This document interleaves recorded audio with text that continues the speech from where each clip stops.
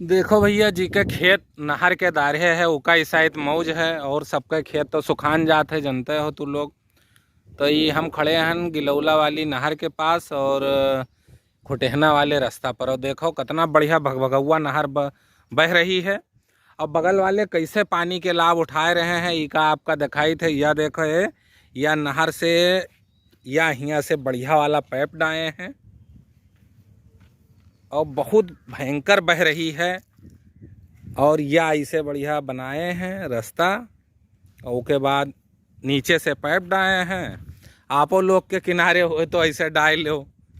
और इधर बढ़िया रास्ता के इधर भगभगौआ माल निकल रहा है। देखो कितना बढ़िया पानी जा रहा है। चाहे 100 बीघा धान हो चाहे 200 बीघा सब सींच जाए।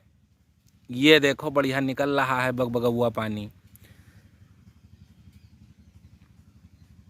तो इमेर लाभ सबका कहाँ लिखा है, लेकिन जे है ते जे किनारे होते लाभ उठाओ।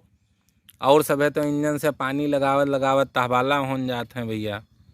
अब दिखाई करना बढ़िया से भरा है यार खेतन में। यहाँ